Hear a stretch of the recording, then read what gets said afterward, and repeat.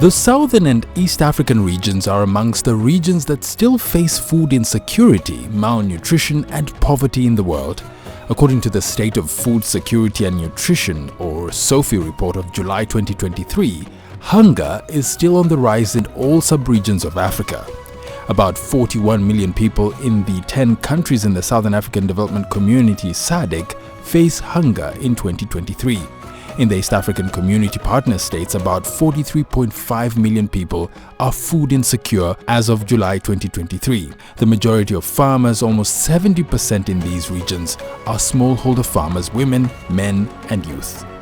International community efforts led by African governments, smallholder farmers and researchers is paramount in addressing food insecurity and poverty amid climate change, post-COVID-19 pandemic shocks and war in Europe.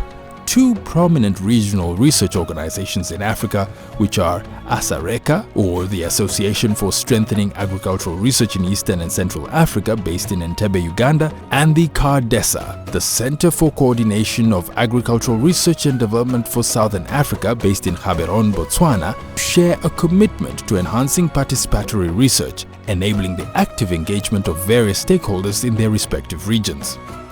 ASARECA, spanning across Eastern and Central Africa, firmly believes in the power of participatory research to address the unique challenges faced by family farmers and communities in the region.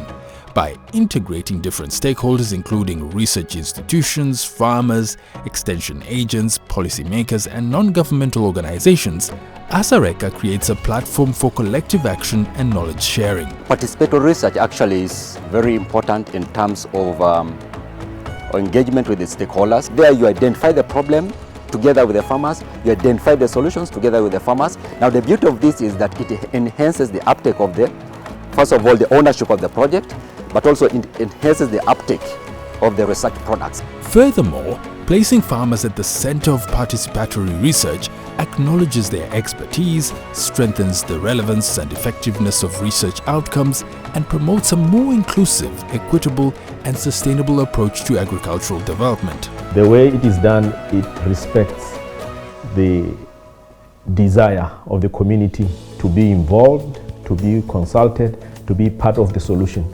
And more importantly, it sort of empowers them, it democratizes the way you do the research with them. In July 2023, the Eastern and Southern Africa Small-Scale Farmers Forum, or Esaff, with support from the World Rural Forum, organized a virtual event to enhance learning and knowledge sharing among key stakeholders in the agricultural sector.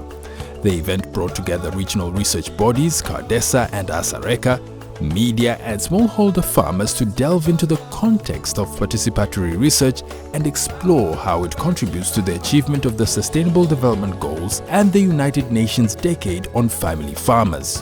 The event provided a platform to family farmers to present their concrete demands on what they want in participatory research, including sustainability that will bring long-term solutions which are crucial for family farmers. Relevance state. Farmers seek research that directly addresses their practical needs and challenges. Accessibility. We want research findings presented in a clear and understandable manner. Then inclusivity. Farmers desire equal involvement and in decision-making during the research processes. Adaptability. Research must be adapted to different agrological contexts and farming systems. The two regional research bodies agreed to work with smallholder farmers and collaborate in enhancing participatory research, increase access to knowledge products, among others. ASARECA will continue to engage with the smallholder farmers in terms of building their capacities, because we aim to transform their livelihoods. And one of the key things that we've resolved to do is to build their capacities to be able to uptake and utilize the available agroecology technologies. I'm hoping that as agroecology gets more acceptance or it's more embraced, because it has certain principles which actually emphasize communities taking control of what research is being done about them and how they produce their food, using local inputs. And we foresee also an opportunity where CCARDESA working more with farmer organizations such that we can have more dialogue so that we can try to understand the challenges that farmers are having so that our countries are able to meet these targets. The United Nations Declarations on Family Farmers encompasses a comprehensive framework that advocates for the establishment of an inclusive and enabling policy environment, engaging multiple stakeholders to enhance the development of family farming.